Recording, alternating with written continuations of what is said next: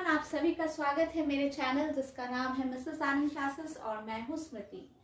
तो आप सबके लिए मैं आज इंटेक्स्ट क्वेश्चंस को लेकर आई हूँ। तो हम लोग एक एक करके सारे इंटेक्स्ट क्वेश्चंस को देखेंगे। मैं आपको हिंट दूंगी, आप उसको सॉल्व कीजिएगा, ठीक है। मैं आपको बता दूंगी कि बुक के कौन से पार्ट से आपको उसका आंसर मिल जाएगा। तो हम लोग देखते हैं पहला इंटेक्स्ट क्वेश्चन जो है, मैंने इससे पहले वाला इंटेक्स्ट क्वेश्चन आपको करवा दिया था, इसीलिए मैं पेज नंबर 6 का इंटेक्स्ट क्वेश्चन से आज स्टार्ट करूंगी, ठीक है। तो पहला क्वेश्चन देखिएगा आप सभी। The mass per unit volume of a substance is called density. Arrange the following in order of increasing density: air exhaust from chimneys, Honey, water, chalk, cotton and iron. तो डेंसिटी क्या होता है आपका? मास बाय वॉल्यूम, ठीक है।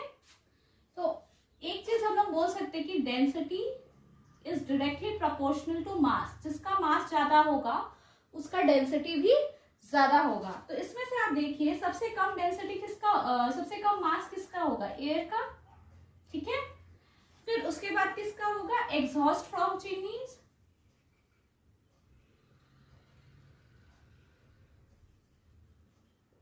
ठीक है। अब इसके बाद देखिएगा कि मास किसका ज्यादा है, वाटर का या चॉक का या कॉटन का।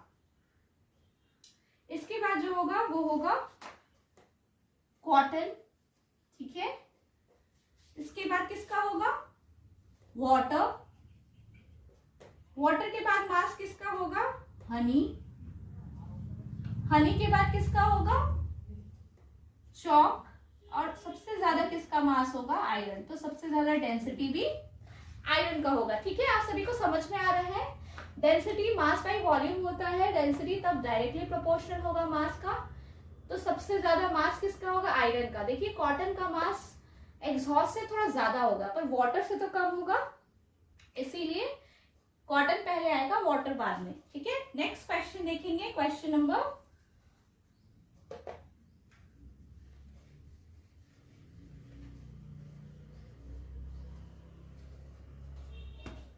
क्वेश्चन नंबर 2 देखेंगे, ठीक है।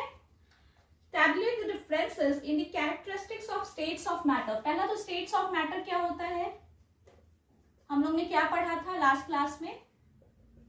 सॉलिड, लिक्विड और गैस, ये 3 तरह के स्टेट्स ऑफ मैटर है। तो आपको इसका डिफरेंसेस कैरेक्टरिस्टिक्स में देखना है, ठीक है। तो मैं आपको पेज नंबर बता देती हूँ, आप उसमें से देख के लिख सकते हैं, ठीक है। देखिए पेज नंबर 4 आप देखेंगे, पेज नंबर 4। तो इसमें कैरेक्टरिस्टिक्स दिया हुआ है, जैसे फॉर एग्जांपल एक होता है कि इसका डेफिनेट शेप होता है, ठीक है। सॉलिड का आपका डेफिनेट शेप होता है और सॉलिड्स आर रिजिड, ठीक है। लिक्विड का एग्जांपल देख लेंगे, इसका कोई डेफिनेट शेप नहीं होता, it takes the shape of the container, okay, shape of the container. Liquids are flexible, okay, or you can say compressible, ठीक है। ये भी शेप कंटेनर का लेता है। डेफिनेशन होगा when, one second, the tendency to maintain shape, okay। मैंने बताया ना आपको सॉलिड्स का सबसे ज्यादा रिजिडिटी होता है, सॉलिड्स, लिक्विड्स एंड गैसेस, ठीक है। सबसे ज्यादा सॉलिड्स का रिजिडिटी। रिजिडिटी का मतलब क्या होता है कि वो अपना शेप को मेंटेन रखता है, the shape doesn't change. So the tendency to maintain their shape, their original shape, when the external force is applied is called solid। सॉलिड के ऊपर आप फोर्स, मैं इसके ऊपर फोर्स डालती हूँ, ठीक है, मैं कुछ करती हूँ इसको, पर इसका शेप चेंज हो रहा है क्या? नहीं, तो ये रिजिड है, ठीक है। नेक्स्ट देखेंगे 2B में क्या था? कॉम्प्रेसिबिलिटी। कॉम्प्रेसिबिलिटी का मतलब क्या होता है कि आप जिसको कॉम्प्रेस कर सकते हैं, ठीक है, या फिर आप बोल सकते हैं जिसका बोल सकते हैं कि जिसका एक्सटर्नल फोर्स अप्लाई करने पे ये जो पार्टिकल्स है, मान लीजिए वो अभी ऐसे डिस्ट्रीब्यूटेड है, अगर मैं इस पे फोर्स अप्लाई करती हूँ तो ये क्या होगा, साथ में आ जाएंगे, ठीक है, ये कॉम्प्रेस हो जाएगा। तो जैसे आप एक स्पॉन्ज लेते हो तो स्पॉन्ज को आप ऐसे कॉम्प्रेस कर सकते हो ना, मतलब हम लोग एक तरह से बोल सकते हैं we can change the shape also. तो इसका मैं एक पर्टिकुलर आंसर नहीं दे रही हूँ, आप सभी को फ्रेम करना है आंसर और अपने बुक से सर्च करके या गूगल से सर्च करके लिखना है, लेकिन प्रॉपर डेफिनेशन पर मैं आपको एक्सप्लेन कर देती हूँ ये टर्म्स हैं क्या, ठीक है। और तीसरा क्या है, फ्लूइडिटी। फ्लूइडिटी तो हम लोग जानते हैं,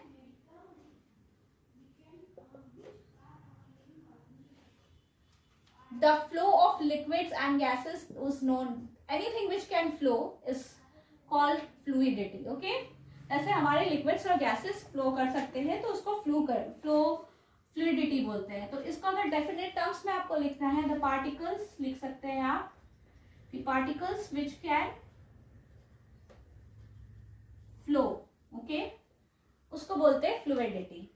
इस प्रॉपर्टी को हम लोग फ्लूइडिटी बोलते हैं, ठीक है। The property in which the particles of a substance can flow easily and is known as fluidity, okay।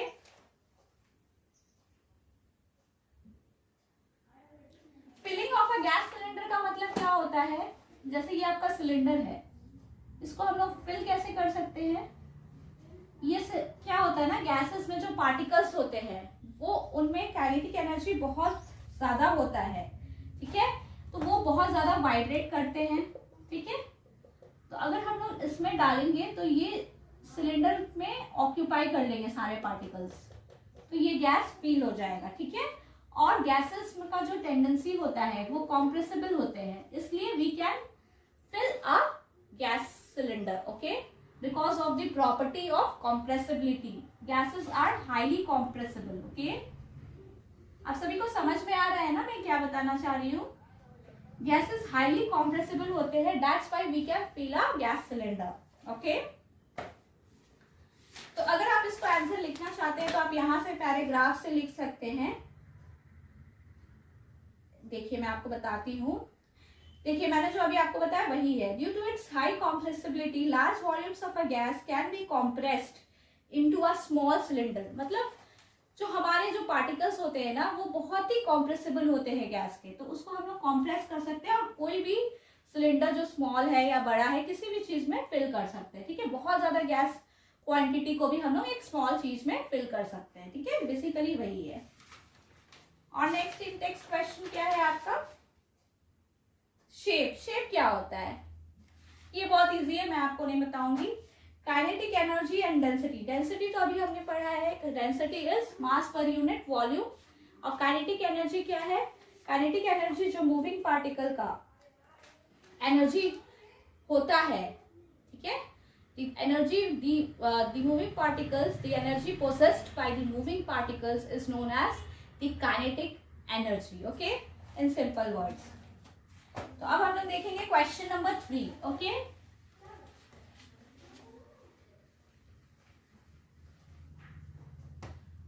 Question number 3 का मैं आपको पैराग्राफ बता दूंगी, मैं आंसर नहीं लिखूंगी। गिव रीजंस बताना। A gas fills completely the vessel in which it is kept. अभी जस्ट हमने डिस्कस किया है ना कि गैस आर हाईली कॉम्प्रेसिबल, इसलिए वो कहीं भी फिट हो जाते हैं, ठीक है। ये बेसिकली प्राइमरी रीजन है आपका। A gas exerts pressure on the walls of the container। देखिए इसका भी आंसर मिल जाएगा आपको यहाँ से।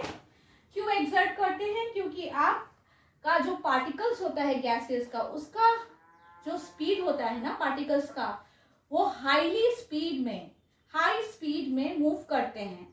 तो वो मूव करते हैं तो ये जो कंटेनर का वॉल्स होता है ना उसमें प्रेशर एक्सर्ट करते हैं, ठीक है। तो इसका पर्टिकुलर आंसर आपको यहां से मिल जाएगा page number 5, okay, page number 5, last paragraph. In the gaseous state, the particles move about randomly at high speed. Due to this random movement, the particles heat each other and also the walls of the container. The pressure exerted by the gas is because of this force exerted by the gas particles per unit area, ठीक है। Hope so आप सभी को समझ में आ गया होगा इसका आंसर। मैंने इस चैप्टर को बहुत अच्छे से आप सभी के साथ डिस्कस किया है, इसलिए मुझे नहीं लगता आपको इन टेक्स्ट क्वेश्चंस में कुछ भी प्रॉब्लम होगी।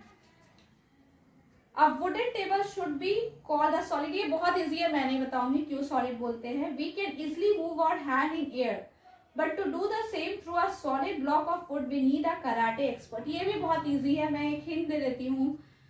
एयर गैस है और हम लोग सॉलिड के अंदर हाथ घुसाएंगे तो वो एक सॉलिड है, ठीक है। मतलब सॉलिड ब्लॉक ऑफ वुड के अंदर हाथ घुसाएंगे तो वो एक सॉलिड है, जहां पे पार्टिकल्स काफी टाइटली होते हैं, ठीक है, फिक्स्ड होते हैं, वो मूव नहीं करते। पार्टिकल्स के बीच में स्पेस बहुत कम होता है और गैस में बहुत ज्यादा स्पेस होता है, तो ये फ्रीली मूव करते हैं and they are not free. The particles in a solid are not at all free, so we can not move our hands easily. Okay, last question number 4।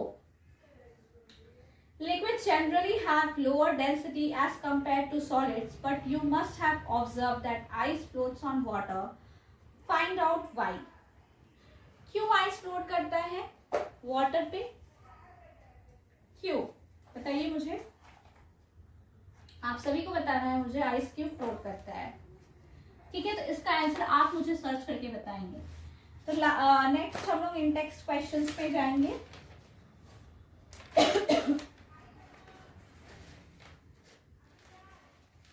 हम लोग को इसको कन्वर्ट करना है सेल्सियस स्केल में, ठीक है। 300 केल्विन को हम लोग को सेल्सियस स्केल में कन्वर्ट करना है। कैसे कन्वर्ट करेंगे बच्चों? Students, how do we convert the Celsius scale into the Kelvin scale into the Celsius scale. देखिए, पहले तो बेसिक इसका जान लीजिए आप। 0 degree centigrade is equals to 273 Kelvin, ठीक है। ठीक है, आप सभी को समझ में आया? तो सिंपली अगर हमारे पास ये है 300 केल्विन को कैसे हम लोग को करना है,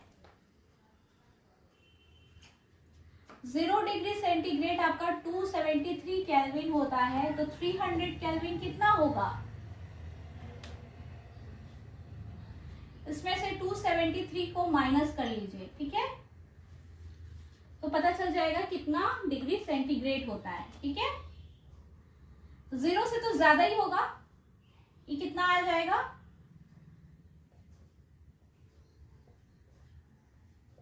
27 डिग्री सेंटीग्रेड, ठीक है। तो ऐसे कन्वर्ट करते हैं। 0 degree centigrade is equals to 273 Kelvin. तो हमारा ये कैसे कन्वर्ट होगा ये देख लीजिए। -273 करेंगे तो अगर यहाँ आपका बी में क्या है 573 केल्विन, तो इसमें से 273 माइनस कर दीजिए, 300 डिग्री सेंटीग्रेड आ जाएगा, ठीक है। आप सभी को समझ में आया? What is the physical state of water at 250 degree centigrade?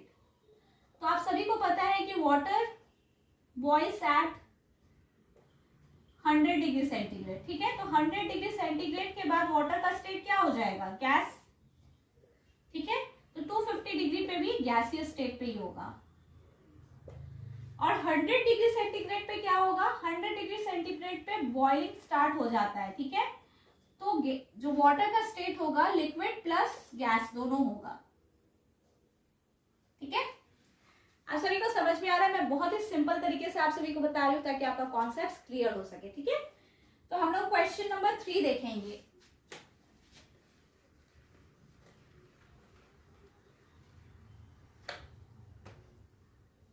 Question number 3 क्या है? For any substance why does the temperature remain constant during the change of state? देखिए, इसका बहुत अच्छा एक्सप्लेनेशन दिया हुआ है, आप उसको काइंडली रीड कीजिए, ठीक है।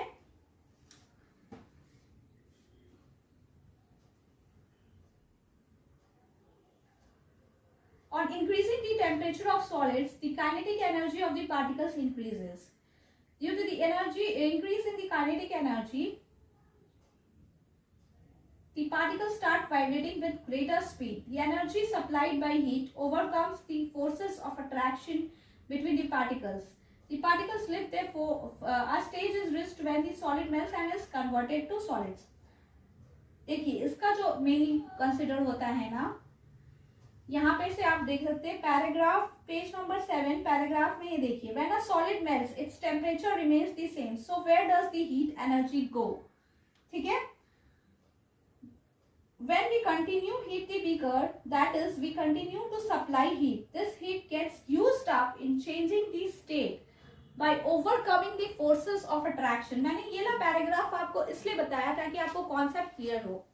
क्या होता है जब आप हीट करते हो ना, तो आप का जो पार्टिकल्स है वो एकदम रैंडमली स्टार्ट हो जाते हैं, हाई काइनेटिक एनर्जी इंक्रीज हो जाता है, उनका काइनेटिक एनर्जी इंक्रीज हो जाता है और वो स्पीड में वाइब्रेट करते हैं।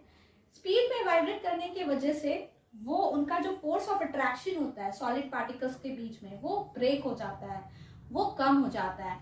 तो इस वजह से क्या होता है कि सॉलिड लिक्विड में चेंज होना स्टार्ट हो जाता है। तो इस वजह से हम लोग जो फिर से, लेकिन हम लोग फिर भी हीट सप्लाई या एनर्जी सप्लाई करते रहते हैं। ठीक है, तो फिर जब वो लिक्विड स्टेट से सॉलिड स्टेट से लिक्विड में चला गया, फिर भी कांस्टेंट टेम्परेचर में है। तो ऐसा क्यों होता है, ये टेम्परेचर कहाँ यूटिलाइज होता है? तो इसलिए जो हम लोग पहला जो हीट सप्लाई की वो तो फोर्स ऑफ अट्रैक्शन को ओवरकम किया, उसके बाद ये जो है ना this heat energy is absorbed.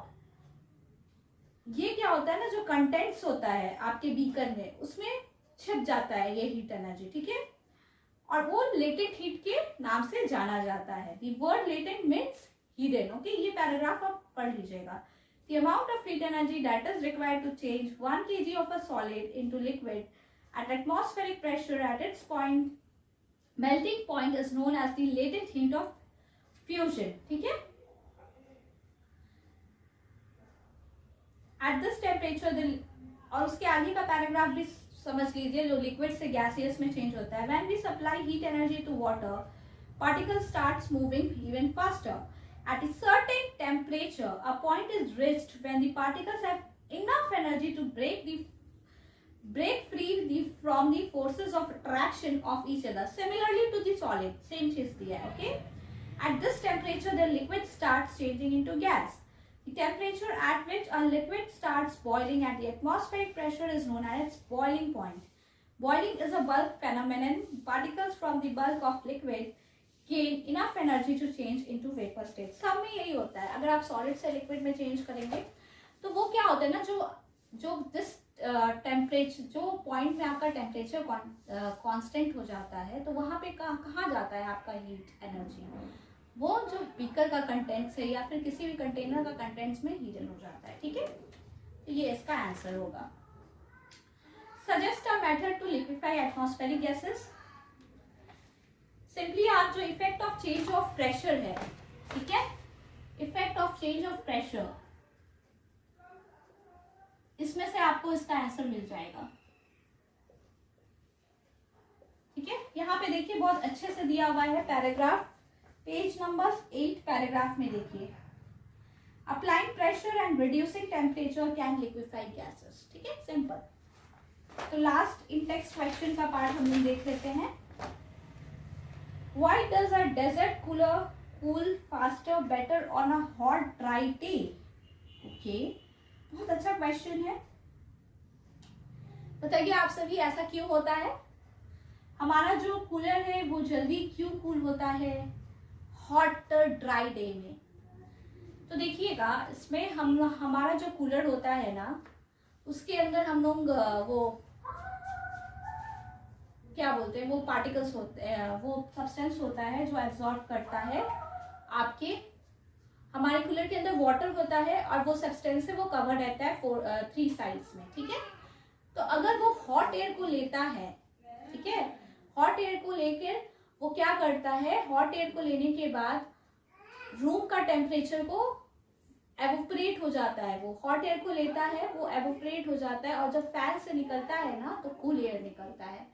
हमारा एनवायरनमेंट हॉट रहता है, ठीक है, वो हॉट एयर को सक करता है और उसके बाद क्या होता है, वो वेपर में बदल जाता है एंड देन हमारा फैन जो होता है कूलर के अंदर उसमें वो कन्वर्ट कर देता है कूल एयर में, तो हमें कूल एयर मिलता है। ठीक है, how does the water kept in an earthen pot become cool during summer? मटका में पानी रखते हैं तो क्यों कूल हो जाता है? क्योंकि जो हमारा मटका है बहुत सारे पोर्स है, ठीक है।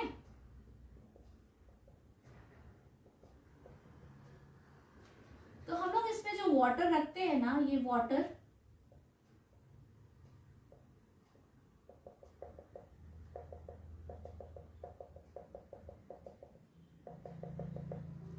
कूल क्यों हो जाता है? इसमें बहुत ये पोरस रहता है, ठीक है।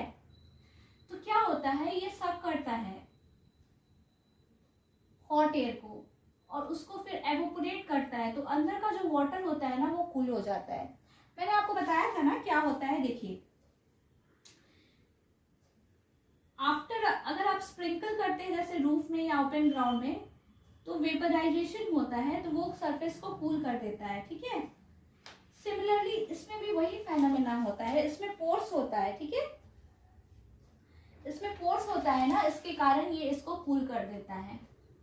बाहर का आपका जो एयर होता है ना, इसमें से ये हॉटनेस जो है एवोपरेट हो जाता है और ये अंदर का वाटर कूल हो जाता है, ठीक है। Why does our palm feel cold when we put some acetone or petrol or perfume on it? देखिए क्या होता है, the particles gain energy from your palm or surroundings and evaporate causing the palm to feel cold. वही होता है, अगर हम इसमें एसीटोन और ये करते हैं ना, तो ये सराउंडिंग से एनर्जी लेते हैं और एवोपरेट कर देते हैं, जिसके कारण जो पाम होता है ना वो कूल फील होता है। Why are we able to see hot tea or milk faster from a saucer rather than a cup? saucer क्या होता है, ये होता है, ठीक है। कप यहाँ पे, saucer का सरफेस एरिया ज्यादा है, लार्ज सरफेस एरिया, और कप का सरफेस एरिया कम है, ठीक है। तो यहाँ पे आपको कूल होने में टाइम लगता है और यहाँ पे कूल होने में फास्ट होता है। सिंपल है, सरफेस एरिया ज्यादा है तो फास्टर कूल होगा और सरफेस एरिया कम है तो धीरे धीरे कूल होगा। इसके कारण यहाँ से सेट करना इजी है रेदर देन कप से, ठीक है। लास्ट जो हमारा क्वेश्चन है, what type of cloth should we wear in summer?